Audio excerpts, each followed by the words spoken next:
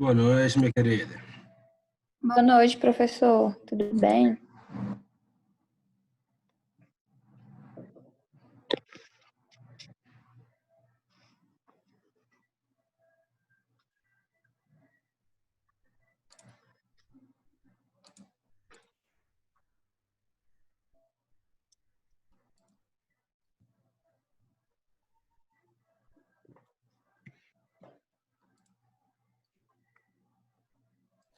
Boa noite, boa noite. Tá me ouvindo? Dá pra ouvir direitinho? Sim, professor. Boa noite. Tá me ouvindo também? Ah, peraí, meu computador tá mudo. Agora sim. Me E ouve? agora?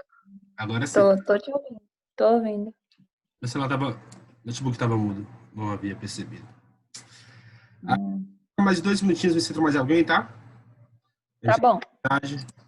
E aí, você já se recupera do trauma de descobrir que vai ter que dar aula de física? Não, na verdade, eu tô dando aula de física, só que no Ah, ensino médio. Eu não então tá tô, tranquila eu ainda tô, já. Tá tranquila. na verdade, eu tô ainda me formando, professor. Foi só um contrato temporário. É, esses são os melhores. Pois é. Eu tenho um contrato até dezembro. É Aí eu prefeitura? tô lecionando física no estado. Estado? Uhum. Uhum. Aí eu tô lecionando física no primeiro ano. A física é tranquila, primeiro não é tranquilo.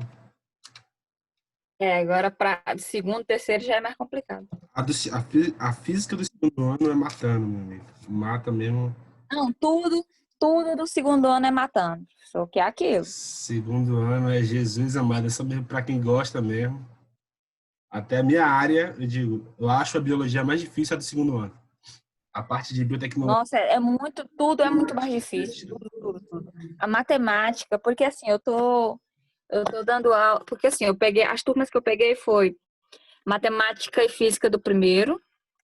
Aí eu peguei matemática de sexta etapa e matemática de sétima etapa. Aí o que que Uhum. acontece? Segundo semestre, a sexta etapa é segundo ano. Hum. E aí, sétima etapa é terceiro ano. Ou seja, eu tô com a matemática de primeiro, segundo e terceiro. A de Misericórdia. segundo, meu amigo, pelo amor de Deus, que é aquilo. Deus tem misericórdia. Te entendo. Trigonometria. Trigonometria foi tudo que eu não aprendi em meu ensino médio. Cara, isso é interessante de você dar aulas improvisadas, né? Porque, É. por exemplo, a minha formação é biologia. Mas quando eu iniciei, na primeira escola que eu tive a oportunidade de trabalhar, ainda lá em 2018, daí falaram assim, ó, só tem uma vaga de química aqui. E aí, você vai querer fazer Aham. o que eu quero, né? Nasci para dar aula de química. E eu tive que aprender tudo que eu não aprendi no ensino médio. Tudo que eu não aprendi. Exatamente. E o pior, que depois que eu aprendi, eu gostei. Aí, É isso, é que nem, ó, por exemplo, eu não tô dando aula de química, ainda não dei aula de química. Eu tô dando aula de matemática e física, e minha formação é química. Então, o que que acontece? Mas eu tô gostando de matemática tanto que eu quero fazer matemática quando eu terminar química.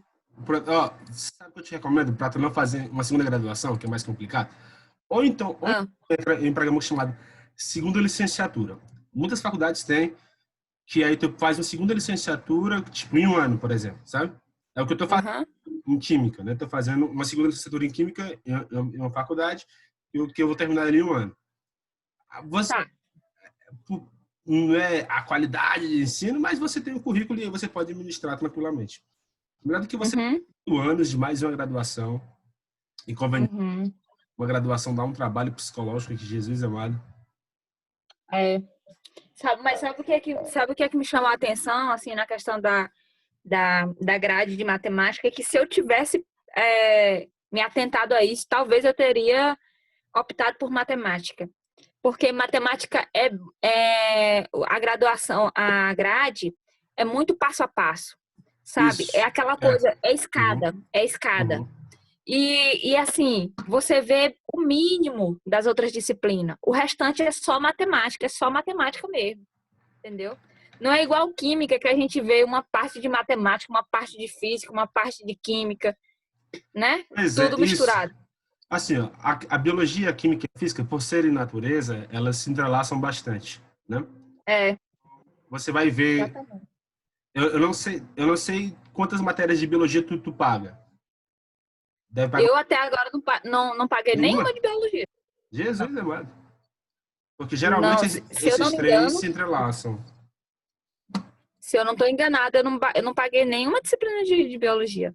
Agora, tem a química ambiental, essas coisas Ambiental. assim, né? Que vai voltar um pouco para a Uhum. biologia. Só que com o título mesmo de biologia, eu não paguei nenhuma. Nada ainda, né? Mas aí é assim, as pessoas também não acreditam quando a gente fala. Ó, a gente não aprende na universidade nada de ensino médio. Nada. Nada. É tudo ensino superior. Se você tiver aprendido no ensino médio, beleza. Se você não tiver aprendido, você vai ter que caçar meio de aprender, porque lá no no superior, a gente não aprende nada de ensino médio. E aí, quando a gente vai para ensino médio, a gente precisa de conteúdo de ensino médio. É por isso A que o pintar a professor só aprende na linguagem. prática. Uhum. É, Justamente. Justamente. por isso que só aprende Ah, na prática. eu não- o que o ensino médio te prepara, porque assim, a gente vê muito a fundo. Por exemplo, o assunto que eu tenho Uhum, no ensino médio, que eu tento equilibrar ao máximo, a parte de bioquímica, né? Fotossíntese, uhum, respiração celular, que é um assunto muito, muito complicado. E no ensino médio é muito superficial. Então, tá, por ver uhum. muito mais complicada, e tipo, eu não ensino nem 10% do que eu aprendi no ensino superior. Eu estou ensinando, na verdade, Pois é, a aula que eu isso, dei, a aula que eu recebi. Porque tudo isso, que eu aprendi, exatamente. eu não repasso.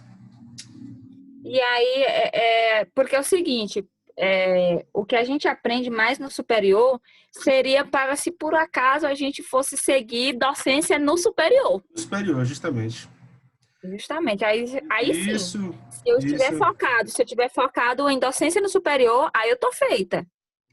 E aí, mais um Mas, erro no, na formação a nível de graduação no nosso país. Eu acho que por isso é tão justamente. importante você fazer especializações, sabe? Ah, Exatamente. entende melhor um pouco sobre isso, porque o ensino superior não te prepara para a docência básica. Algumas Né? Pois é, justamente. pedagógicas, talvez, mas as disciplinas específicas, dificilmente. Com Ó, certeza. Cidinha, a gente vai começar. Cidinha, não sei mais que chama. Isso. A gente vai começar aqui, Hum, porque a gente vai só dar uma continuidade, hoje é um pouco mais resumido, e eu vou falar nem, não só de formação docente, mas de práticas de docência, né? Eu peguei sei. algumas fotos de uma revista muito boa aqui, de uma edição muito boa da Nova Escola, mas não ficaram tão boas. Mas aí eu vou escanear depois e vou mandar para vocês, tá? Uhum. Essa edição é de 2017. E o que ele indicou em 2017 é justamente tudo que a gente está precisando utilizar hoje. Então a gente vai dar continuidade. Hoje é muito rápido, um pouco mais curto até. Daí até segunda-feira eu envio a atividade avaliativa. Então nós encerramos essa segunda disciplina, nós encerramos esse ciclo, tá? Certo. O que comentamos na aula passada, comentamos na aula anterior. Deixa eu ver aqui se o Mimosa vai me ajudar. Falamos das outras e falamos então da famigerada BNCC. Dos assuntos, falamos disso, falamos, ó, isso daqui, pronto. Estratégias. Então, como a gente já falava aqui, o ensino superior, a nossa graduação não nos prepara tanto assim para o ensino básico, né? Às vezes, algumas Uhum. disciplinas ali pedagógicas, se você tiver um professor muito bom, senão você vai só ler um monte de xerox e fazer em seminários que você não vai aprender nada. Assim, alguns professores muito bons de pedagógica, às vezes te ajudam a te preparar, né? As disciplinas específicas, ela te dão muito conhecimento, você tem que dar uma rebolada boa para tentar adaptar isso lá para o ensino básico. A gente vai falar aqui algumas estratégias que é necessário, que era para a gente ver mais disso lá no ensino básico, na nossa formação docente, que nós não vemos tanto, nós queremos abordar, caso vocês ainda não conheçam. Essa estratégia que eu acho maravilhosa, que está um pouco ainda dentro da sala de aula investida, né? Esses dois aqui, Uhum. dentro da sala de aula investida, que é a discussão de artigos científicos. Esse ano, tem uma escola que está fazendo o seguinte, que eu estou presenciando, que está muito legal. Na turma de terceiro ano e na turma de segundo ano, os meninos vão ter que fazer uma espécie de mini TCC. Então, eles estão entendendo como que faz pesquisa científica e tudo mais, para no final do ano fazer um mini TCCzinho. E aí vai ter algumas premiações e tudo mais, e aí isso está empolgando os meninos a ler mais.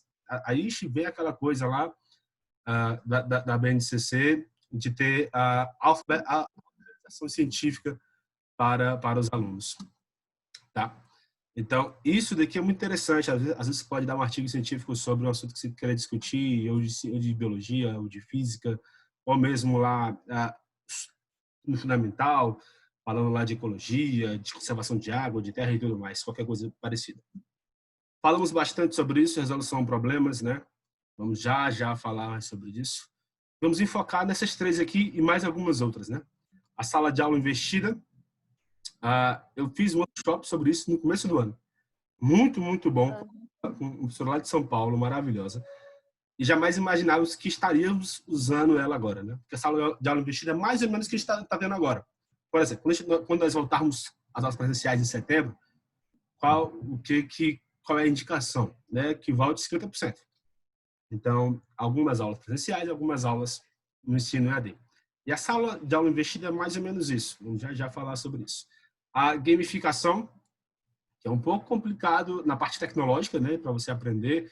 Enfim, não é todo mundo que tem a conhecimento de fazer no jogo. Mas tem alguns sites, que eu acho que inclusive tem aqui para te recomendar, que te permite fazer alguns joguinhos muito básicos, né? Por exemplo, fazer dominó para ensinar matemática. Putz, isso funciona muito bem. Jogos de tabuleiro também, jogos de tabuleiro de tamanho grande, né? Tudo isso são bem interessantes. E algumas atividades sensoriais, caso vocês tenham alunos especiais, né? Alunos com deficiência auditiva, alguma deficiência visual. E não só sensorial, mas, por exemplo, eu não sei se vocês enfrentam essa realidade aí, já enfrentaram isso. De ter algum aluno, por exemplo, com autismo, algum aluno com TDAH, tem alguma coisa do tipo? Já conseguiu? Sempre tem alguns. Só que assim, no ensino médio mesmo, Mas, onde eu tipo, tô laudado trabalhando, só mesmo? tem. Com laudo e tudo mais? Como? Ou Tem, laudo tem disso? alguns com laudo, tem alunos com, assim, mas como eu tô falando, no ensino médio, nem tanto, mas no ensino fundamental, Uhum, alunos com síndrome de Down, alunos que têm autismo, alguns uhum, com um grau mais elevado, outros com um grau menor, outros que a gente sabe que tem alguma dislexia, só que não é comprovado, não tem um laudo nem nada, uhum. surdos, mudos, né? Olha, Essas dificuldades. eu estava conversando com uma psicopedagoga sobre esse assunto, porque o que é a realidade hoje, né? Está-se cada vez mais, a educação está ficando cada vez mais acessível. Então, quer queira ou quer não, os alunos especiais vão sim conseguir terminar o ensino médio, vão sim conseguir entrar no ensino superior. E o nosso ensino básico ele já não é tão preparado, né? Porque, por exemplo, Não. quando um aluno é laudado por autismo ou TDAH ou dislexia, algum outro tipo, a lei obriga a instituição a que esse aluno tenha um leitor, né? Um leitor individual, um para acompanhar individual, que seria uma espécie de monitor da turma. Nós não temos essa estrutura. Eu sei. Não temos essa estrutura. É tipo auxílio ledor, né? Isso. E aí,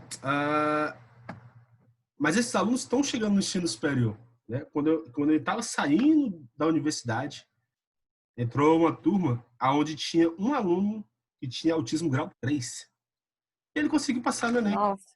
entende? E a universidade não tinha nem nada de preparo para isso. Porque aí você imagina, esse cara chegar na sala de aula de um professor que está há 30 anos na Universidade Federal, onde ele passa os mesmos slides nesses 30 anos, só lê, Uhum. e é muito chato a aula. E eu olhava para aquele cara, como é que você está conseguindo acompanhar isso? Então, Nós não, Uhum. nós não estamos adaptando a esse acesso que está vindo, né? Uma coisa que eu sempre É.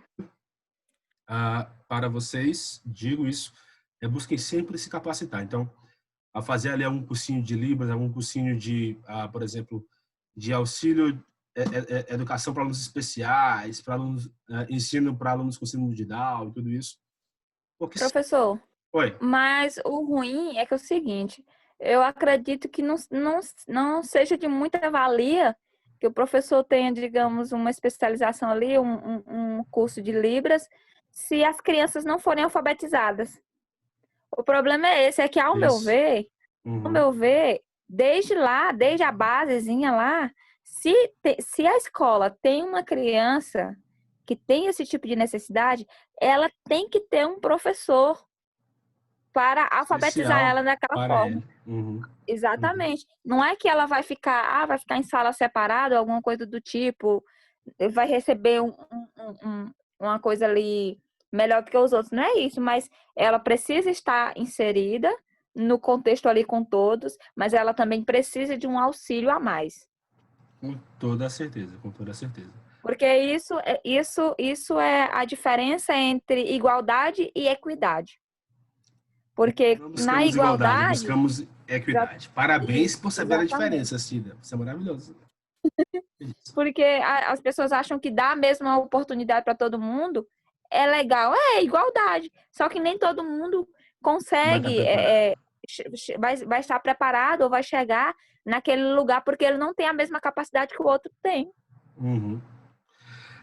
Mas, mesmo quando... Mas concordo que, que isso realmente é real. Mas vai aparecer oportunidades e, por exemplo, para você pegar um aluno desse alfabetizado e você ter esse diferencial vai ser muito importante, né?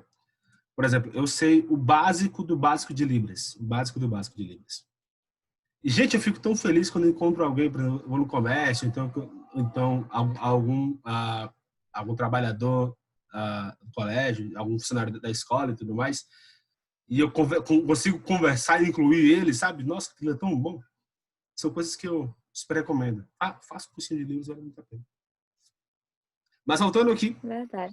vamos falar sobre esses assuntos. Eu não sei se vai dar para vocês lerem aí, que está pequeno. Se aproxima assim da telinha, ó. Mas mesmo assim eu vou escanear a revista e vou mandar para vocês, tá? Então aqui são algumas coisas que eu recomendo, são algumas estratégias que a gente teria que ter na nossa formação docente, né, de natureza, não somente ensinar estequiometria, não somente ensinar fotossíntese, mas saber ensinar como dar aula, né? Como utilizar tudo isso, beleza? Por exemplo, aqui, ó, tem inclusive alguns sites, não dá para ver aqui, mas quando eu mandar escaneadinho vai dar para ver tranquilo, tá? Primeiro, deixa eu falar gamificação. Então, você fazer algum jogo, não precisa ser só um jogo de aplicativo, entende? Por exemplo, você pode fazer um jogo de tabuleiro gigante. Fácil, fica muito bom. Pega, por exemplo, bambolês. Com os bambolês eu construo as casas, né? E aí, cada pergunta, aí faço um dado grande, cada pergunta, então, tudo isso incentiva os alunos a participarem mais, né? A gamificação, quais as vantagens da gamificação? As vantagens dos games que tornam a aula mais divertida, estimulada e costuma engajar os alunos. Além disso, a avaliação ela ganha caráter mais transparente e menos punitivo, que é um grande defeito do nosso sistema avaliativo, essa coisa punitiva que ele tem, né? Você vai ter uma prova de 10 questões para avaliar todo o seu mês e você se vira. Se você for abaixo da média, você é ruim, você é péssimo. Isso é muito complicado. Já que o erro é parte, já que o erro faz parte, né? É parte do jogo, sempre possível tentar de novo. Então, joguinhos de tabuleiro, joguinhos tem nas indicações, por exemplo, você consegue fazer um joguinho de 2D, meio RPG, muito fácil também. Tá? Vou deixar todas as indicações para vocês no grupo, beleza? E essas coisas, gente, não é, por exemplo, não dá para se usar somente em casos em salas que tem alunos especiais. mas isso também para quebrar um pouco, né? Aquela coisa da gente só chegar na sala de aula e escrever e tudo mais. Então, mas essas pequenas coisinhas, às vezes, vale a pena fazer isso a cada 2 meses, fazer uma vez no mês e tudo mais. Coisa que não vai te pesar demais e que vai trazer ainda mais os alunos para a tua disciplina, né? Quando você faz isso, você tem destaque, né? Eu sempre costumo ter aulas um pouco diferenciadas. Estou vendo a diferença que isso faz agora no EAD, por exemplo, né? Teve uma reunião para falar que durante as lives ao vivo, se é live ao vivo, o índice de frequência é muito baixo, mas comigo, por exemplo, na grande maioria das turmas, a gente não enfrenta isso porque eu busco sempre fazer uma aula muito diferente, fazer o mais diferente possível dentro daquilo que me é permitido e que não me exige algo sobrenatural também. Mas aí a gente consegue fazer uma disciplina mais atrativa, né? Porque quer queira ou quer não, tem assuntos que são muito chatos, que são muito... Para a gente dar aquela aula é chato, imagine para quem vai estar assistindo. Tenho certeza que você tem um assunto que você odeia dar. Porque é um assunto que, meu Deus... Então, se tá chato para você, irmão, com certeza vai estar muito ruim para os alunos. Realmente, sempre vão ter assuntos assim. Não se preocupe. O grau de inovação da gamificação é considerado muito alto. O custo de investimento para fazer isso médio depende de como você vai usar, né? O que não é, né? Só usar jogos eletrônicos em sala de aula eletrônica, isso é modismo, tipo, não falando, né? Só usar o aplicativo, só fazer eu vou fundar um aplicativo para ensinar química, para ensinar tabela periódica.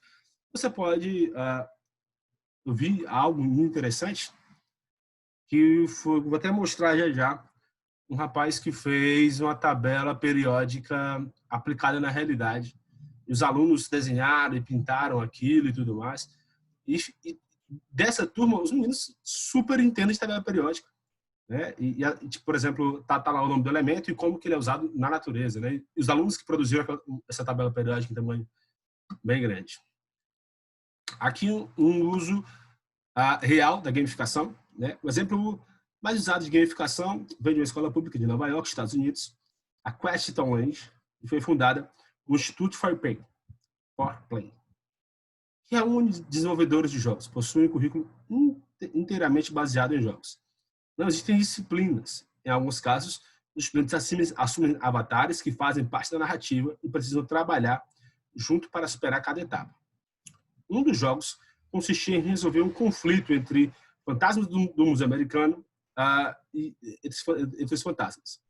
Eles discutiam o que de fato tinha ocorrido na guerra da independência americana.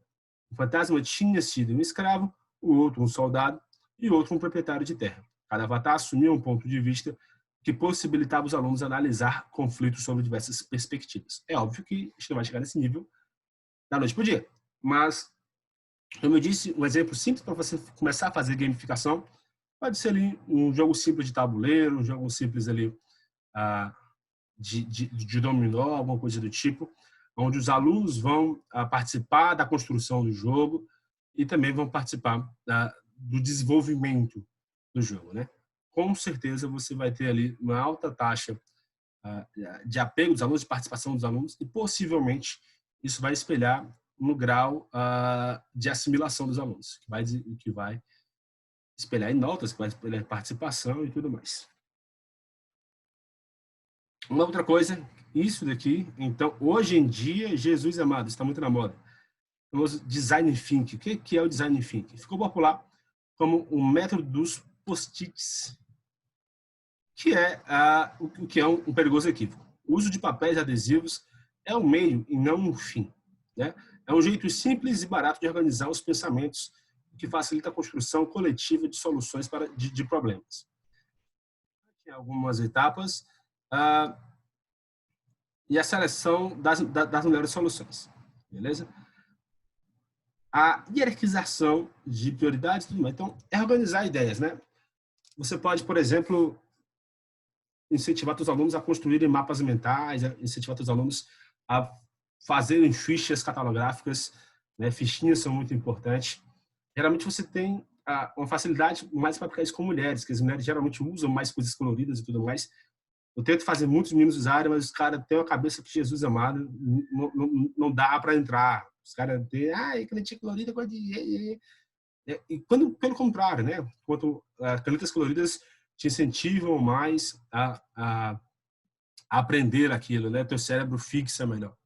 Uma coisa que eu sempre digo, por que é importante mapas mentais e resumos coloridos? Aí vem a parte mesmo neurológica, né? A parte biológica do negócio.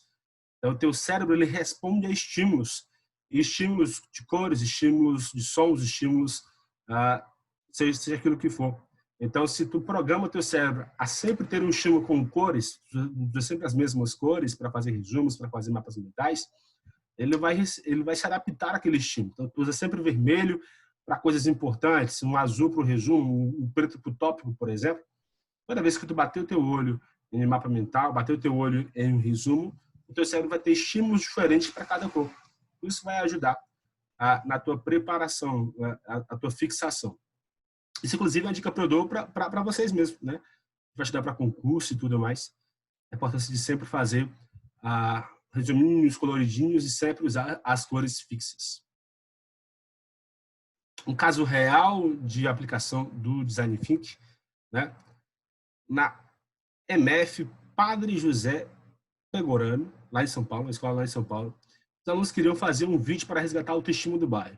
Então, o professor de geografia se perguntou como é que ele poderia ajudá-lo. E então ele conheceu o Design for Change, um movimento que leva o Design Thinking para a educação. O principal passo foi pedir que os alunos registrassem suas ideias em post-its. Combinamos que não era a hora de criticar, que não era a hora de criticar sugestões. Quanto mais propostas, melhor, dizia o professor. Em seguida, os adesivos foram agrupados por semelhanças e foram colocados no papel craft, papel grandão. Depois, foi hora das análises das ideias. Apenas os post-its com os temas mais voltados pela classe sobreviveram. Então, sobraram 2.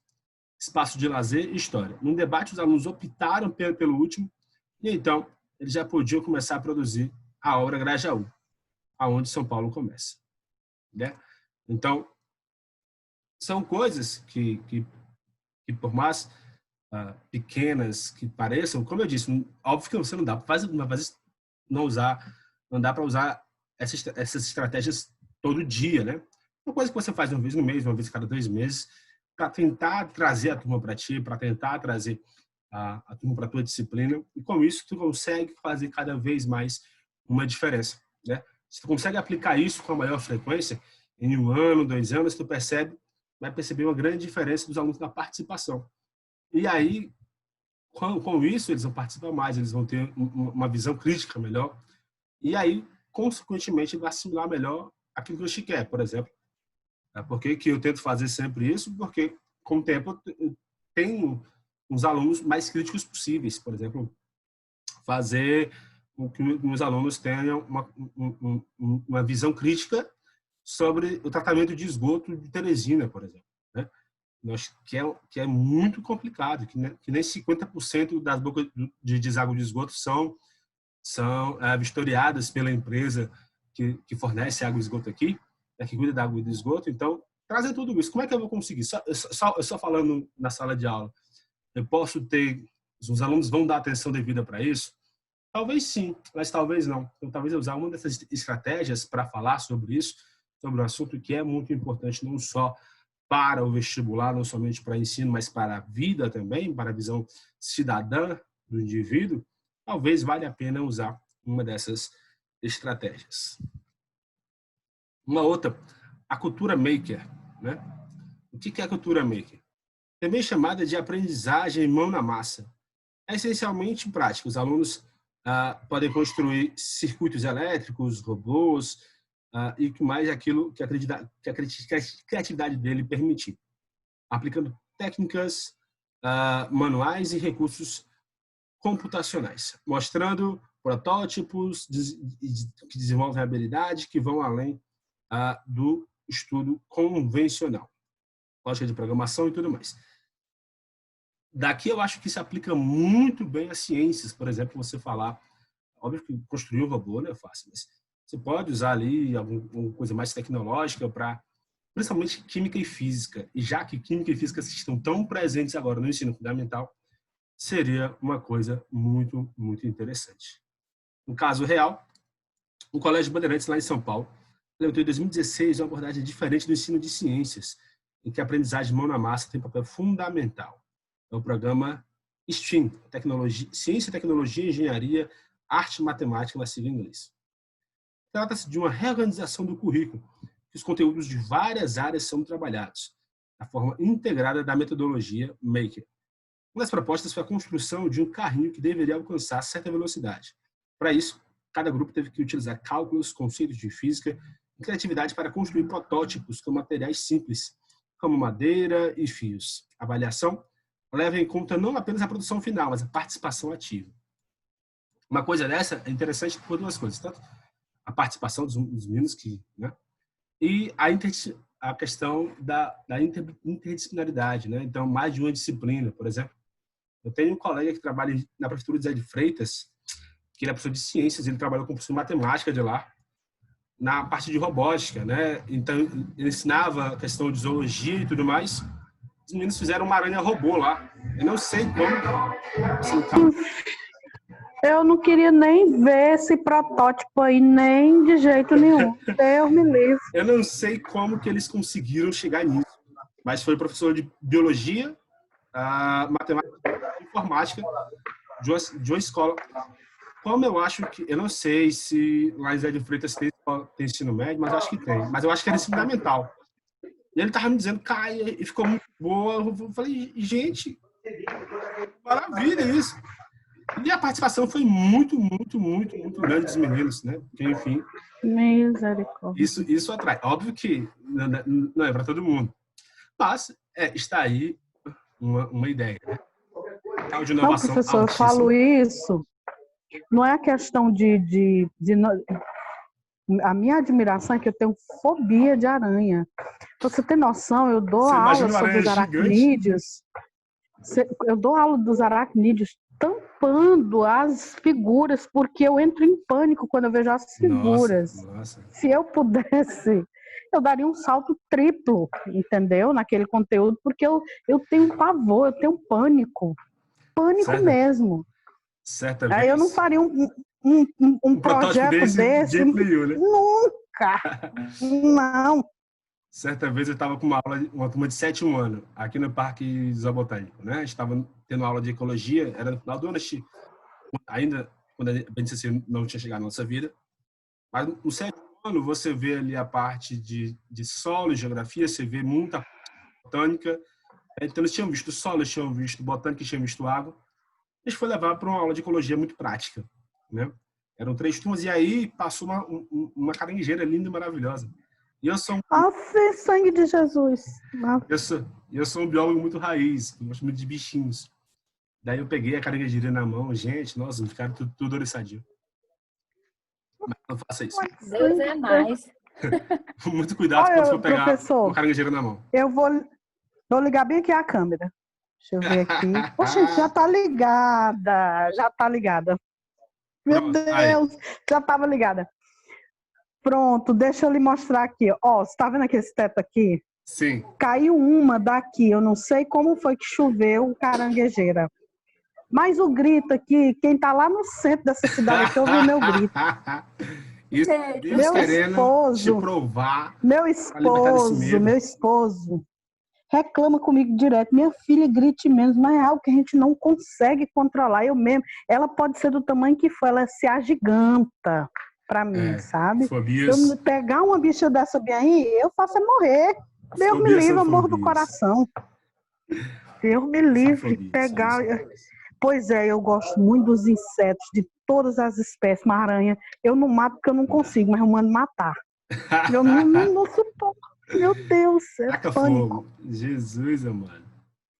Sinto muito, lamento a natureza, mas eu taco fogo. Quando for eu não, meu esposo. Quando for fazer o robozinho, eu não faço o robozinho de uma aranha, então. Não. Então, essa cultura maker, ela exige um pouco mais, porque também vai exigir estrutura da escola, né? Vai existir investimento, porque o custo ele é bem alto. Né? O custo é bem alto. Qualquer coisa de robótica é muito, muito alto. Uma outra dica, aprendizagem móvel. Nós, então, estamos vendo bastante isso. Então, o que significa aprendizagem móvel? Dispositivos móveis como tablets, celulares, notebooks, né? Mas não pelo fato de estarem na moda, e sim e serem cobiçados pelos alunos, e sim porque permitem aprendizado em multimídia. Eu não achei aqui, eu tinha umas anotações desse workshop que eu fiz, mas eu vou procurar. Eu vou enviar até segunda-feira. É uma lista de sites que você pode usar. O que você pode fazer, por exemplo? Você pode fazer um quiz ao vivo com os alunos pela internet. Tem um site que você entra lá, cria o quiz, os alunos respondem, você espelha isso no Data Show, os alunos respondem ao vivo e você tem o feedback ali na hora, né? De quantos acertaram, quantos erraram. Muito bom. Tem outro site que fala, por exemplo, sobre sala de aula invertida, né? Tem a sala da Google, a sala de aula da Google é muito boa também. Então, tudo isso eu vou passar aí até segunda-feira para vocês, tá? Todos esses sites e tudo isso para que vocês se utilizem. Caso real do uso de aprendizagem móvel, né? Para driblar a escassez de computadores e falta de internet na escola, o Eric Freitas, professor de História lá do Rio de Janeiro, levou notebooks com material gravado e dividiu uma turma em grupos. Na falta de um aplicativo para quiz, ele optou pelo Google Forms. Muito tranquilo de trabalhar. Mas ainda tem esse site ainda que eu vou mostrar para vocês que ele é muito bom. É muito, muito bom. Basta ter internet e ter que os alunos tenham celulares. E você tem um data show. Só isso. Que não é bem só, mas... Né? Então, ele usou o Google Forms, os alunos respondiam os testes diagnosticados, os testes diagnósticos, e a partir dos quais o Eric personalizava as aulas seguintes. Eu não sei, porque, enfim, a gente tem que seguir currículo, a gente tem que seguir planejamento de escola, né? Mas é muito interessante no começo do ano, mesmo que você não faça uma prova, você faça alguma coisa como teste diagnóstico, tá? Ou que você faça isso no decorrer do ano para entender como é que os alunos estão. Porque às vezes você só perguntando o nível de participação em sala de aula é muito complicado. Então, às vezes é importante uma prova diagnóstica, não que ela vá avaliar o aluno, mas para tu ver o nível da tua turma e entender para onde tu vai, por exemplo, né? Eu tenho uma turma que eu trabalho que tem, eu acho que 6 alunos diagnosticados com laudo. Sendo uma coisa, um tem dislexia, o outro tem um pouco ali de TDAH, outro tem um problema de surdez, que aí influencia tudo na vida dele, que ele não consegue enxergar bem, aí não se concentra. Sei que são 6 alunos, se eu não me engano. Isso. São 6 alunos na mesma sala. É uma sala de 30 alunos. Onde 6 são diagnosticados, são laudados com dificuldade. E nessa turma, a minha aula é muito diferente. Né? Eu demorei um pouco para perceber isso, né?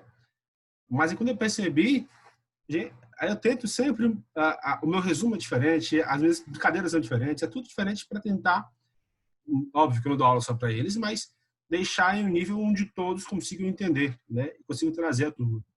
Depois que a gente começou a fazer essas mudanças, a gente teve uma mudança muito boa nas notas. Eu passei por uma experiência maravilhosa, que foi ano passado, a mãe de uma aluna dessa, vinha me procurar no final do ano, chorando, agradecendo porque eu consegui incluir a filha dela se sentiu muito bem, porque consegui passar direto na minha disciplina, sabe? Então, são pequenas coisinhas que, às vezes, por isso que essas atividades diagnósticas são importantes. Né? Você fazer ali uma questãozinha, uma atividade de 2, 3 questões, resumo alguma coisa para diagnosticar como está a tua turma e como tu pode melhorar isso daí, tá? Isso aqui falamos bastante, tivemos uma disciplina só sobre isso, as famosas SP, né? Aprendizagem sobre solução-problema. Isso daqui, meu amigo, eu acho uma das melhores estratégias possíveis para se aplicar em sala de aula, porque os alunos, quando participam bem, tá? Você tem frutos muito bons de quando se aplica a solução-problema. Um caso real, né? Vanessa Pink Silva Suzuki, professora de ciências lá do Ceará, na verdade, de Londrina, né? Propôs que os alunos do 8º ano fizessem uma investigação sobre a presença de micro-organismos em vários ambientes da escola. Ponto. Caso vocês tenham experiência de fazer aulas sobre micro-organismo ou fundamental ou médio, existe uma experiência muito simples, né, que depois você pode procurar, que é fazer cultivos de bactéria. Então, por exemplo, você pode coletar ali, colocando com um cotonetezinho mesmo. Ali passa em cima da mesa e bota dentro de uma placazinha de Petri, né?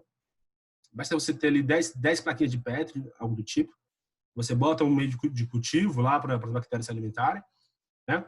Pega de ar-condicionado. Uma vez eu fiz isso e os meninos, foi até complicado, porque os meninos não queriam mais ficar na sala por conta do ar-condicionado.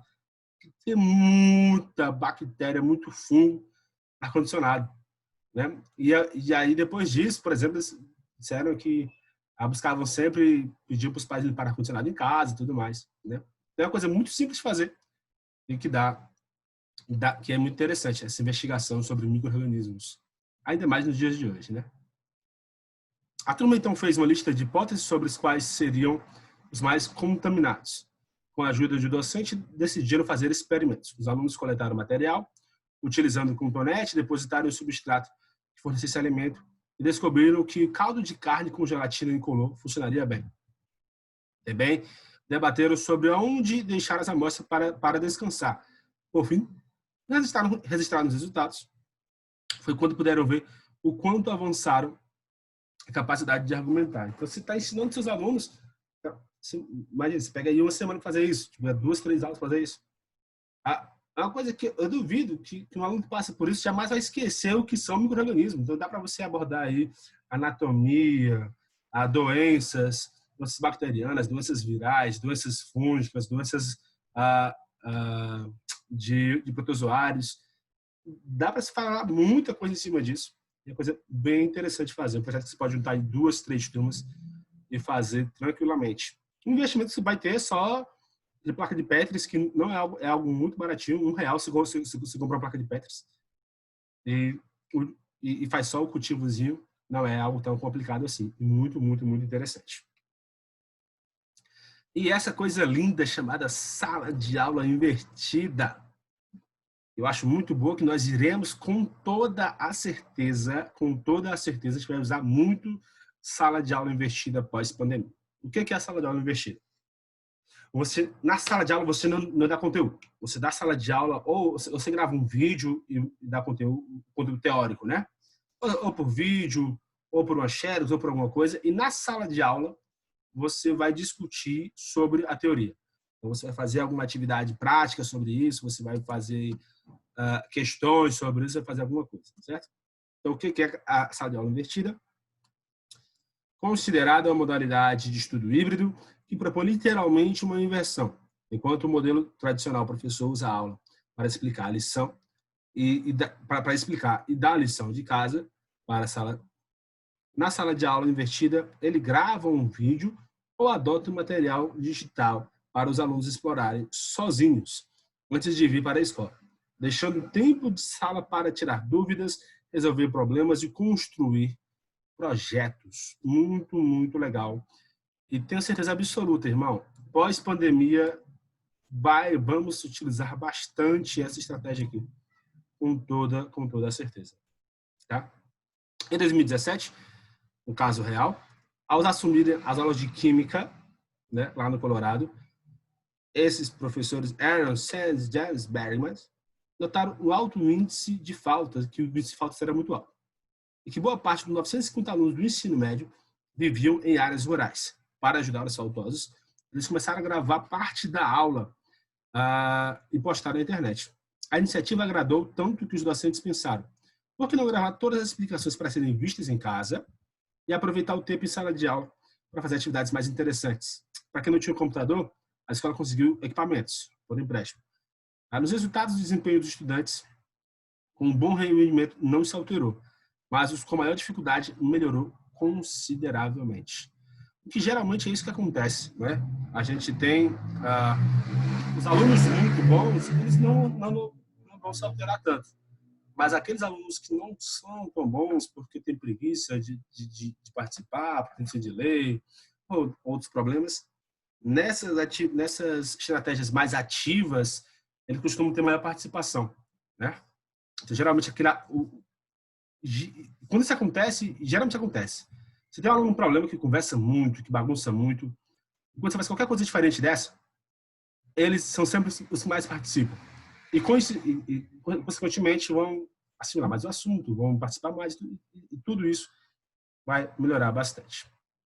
Então, essas são as estratégias que eu recomendo. São coisas que eu acho que nós deveríamos ver na nossa graduação, na nossa formação docente, né? Porque eu acho que essa disciplina é muito isso, para suprir a lacuna, a deficiência que nós vimos na nossa formação docente, né? Eu duvido se você viu, por exemplo, a BNCC. Essa nova BNCC, ela começou a ser produzida em 2012.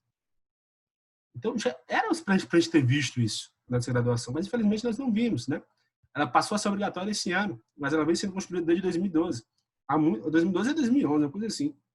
Há muito, muito tempo, tá? Aqui uma estratégia, aqui fica especialmente para a Cidinha, que está vendo, e para todos os demais de Química, que eu achei muito legal essa ideia. Aí uma pessoa pegou os elementos e a aplicabilidade dele no dia a dia, de objetos do dia a dia que utilizam cada elemento da tabela periódica, né? Então, isso aí é massa, hein? Nossa, eu ia fazer isso, só que a pandemia não deixou, né? A minha intenção era que os alunos participassem da construção e tudo mais. Oi? No Arsênio tem a flor de lis.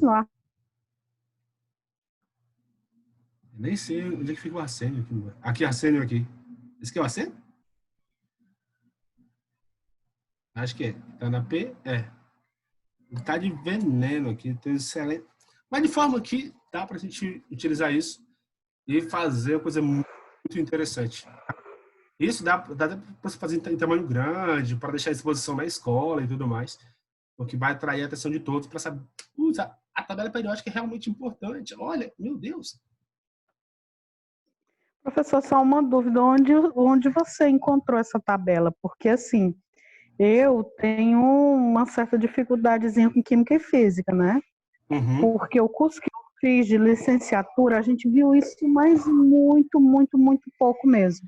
Não, já então, assim, juntando ter visto muito pouco com a dificuldade mesmo de domínio da disciplina, né? Eu achei interessante essa tabela periódica, essa né? Essa imagem tá ruim, né? Mas você pode pesquisar assim na internet, tabela periódica... Ai, como é o teu nome? Isso aqui? Desenhada, tabela periódica representa... Eu vou pesquisar aqui e coloco no grupo, tá? Tudo isso eu coloco no grupo. Tudo bem. Porque essa imagem aqui tá meio borrada. Tá meio borrada. Não, mas qualquer coisa manda, eu compro pra Cidinha. Manda a imagem para nós. Né?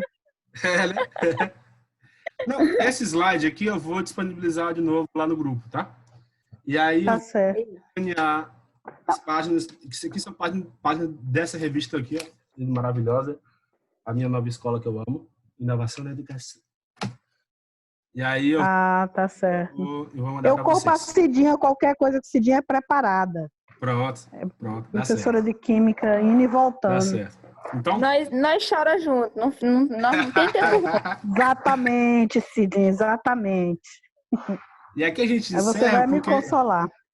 Fechando com que a nossa intenção nessa disciplina era isso, né? Tentar suprir um pouco essa deficiência que é na formação da graduação, principalmente da natureza.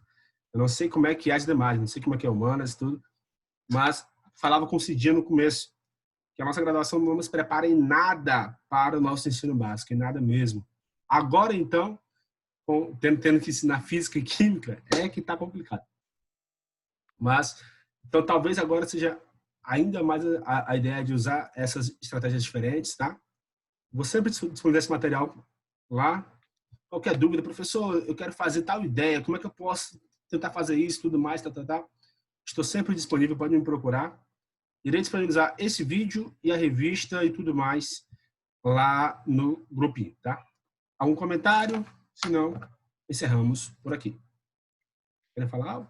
Não, legal. Não, tchau. Professor, foi ótimo. Foi muito bom, professor. Bom fim de semana, viu? Bom feriadão.